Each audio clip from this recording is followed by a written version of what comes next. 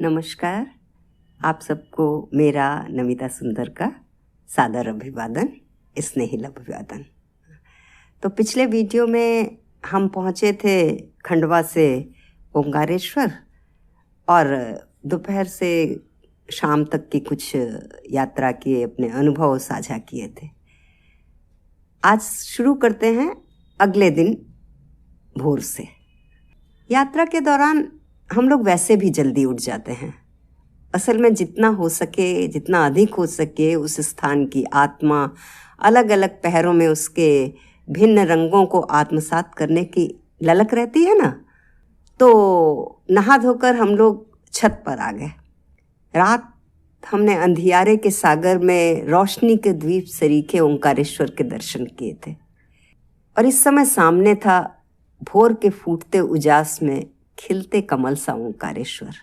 अभी सूर्य भगवान नेपथ्य में ही थे, पर स्वर्णिम आभा ने बा अदब बा मुलायजा की आवाज़ लगानी प्रारंभ कर दी थी।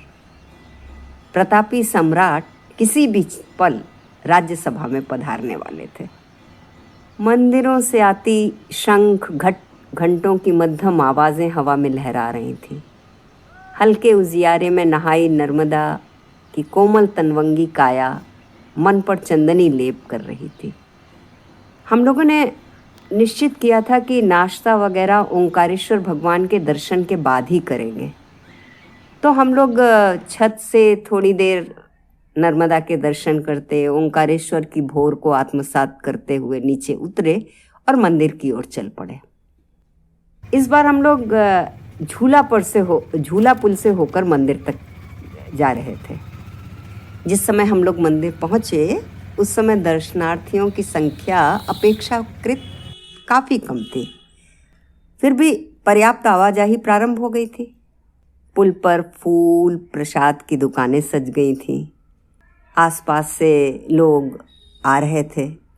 हम लोगों ने भी पुष्प आदि लिए और गर्भगृह की ओर प्रस्थान किया। एक पंडित जी को साथ ले हमने महादेव को जल अर्पित करने का सौभाग्य प्राप्त किया। बड़ा सा चमचमाता कांसे का लोटा और जल आदि का प्रबंध पंडित जी ने ही किया था। हमने अपनी पहली पोस्ट में भी जिक्र किया था कि ओंकारेश्वर में प्रसाद पुष्प आदि के मूल्य और पंडितों के व्यवहार से हम अत्यंत प्रभावित हुए थे। और इन पंडित जी का जो आचरण था उसने हमारी धारणा को और पुष्ट किया।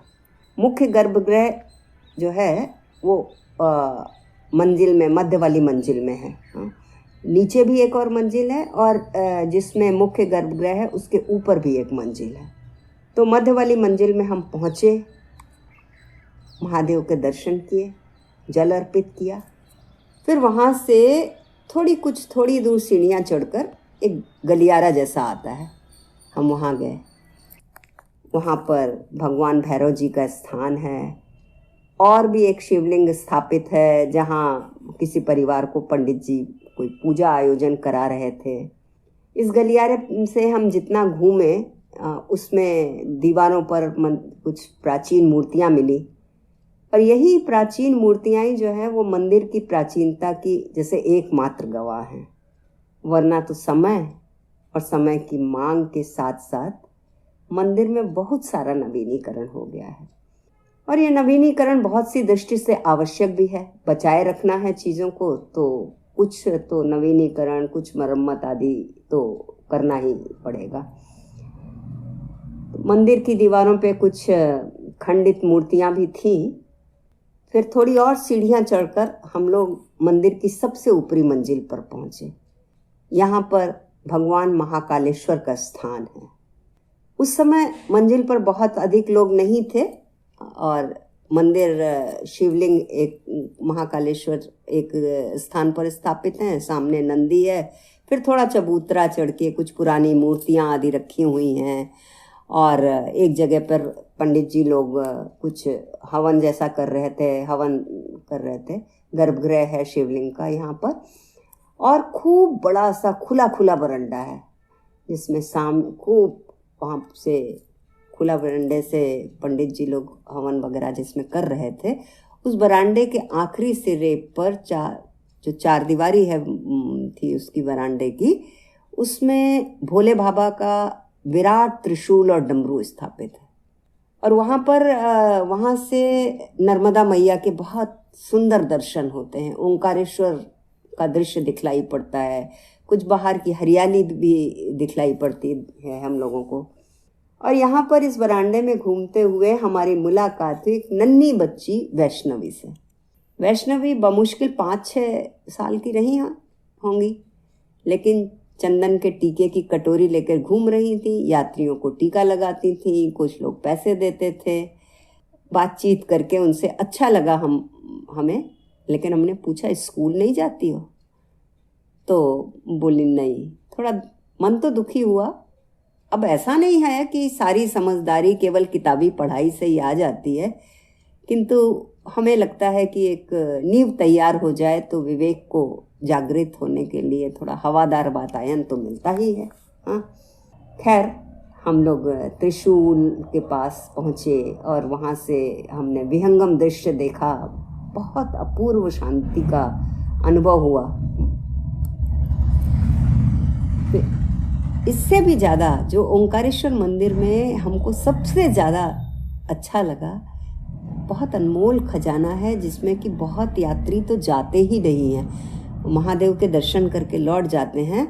लेकिन सबसे निचली पर जिस मंजिल पर ओंकारेश्वर महादेव स्थापित हैं, उसके नीचे सामने से जीना उतर के नीचे जो है मेन सड़क पर आते हैं तो एक गुफा है नीचे की तरफ, शंकराचार्य जी की गुफा।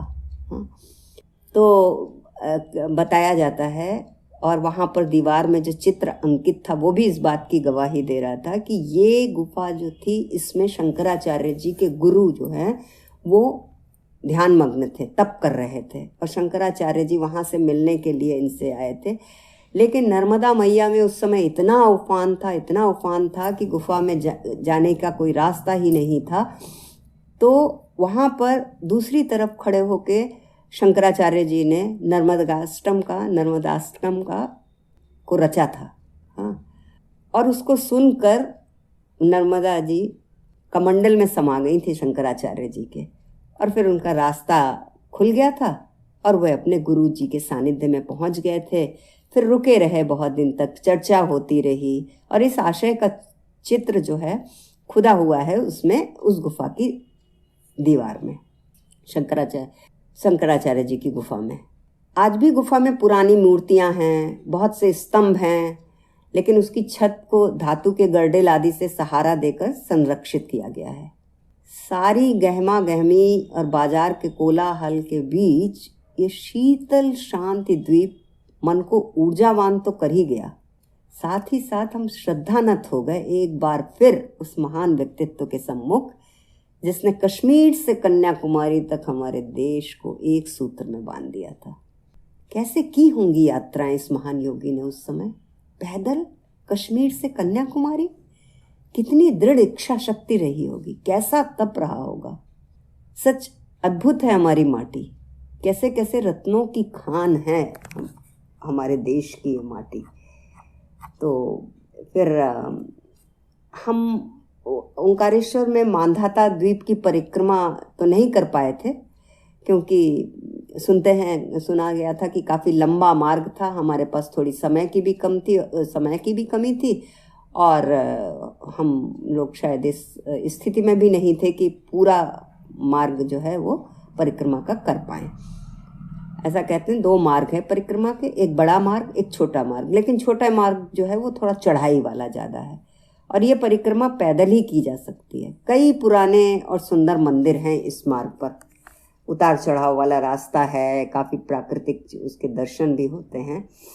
लेकिन हम लोग वहाँ से मंदिर दर्शन करके अब वापस गेस्ट हाउस आ गए, नाश्ता वगैरह किया, और फिर हम निकल पड़े अपने अगले पड़ाव महेश्वर की ओर। हाँ, और अब मिलते हैं आप सबसे अगले वीडियो में महेश्वर की यात्रा लेकर। धन्यवाद।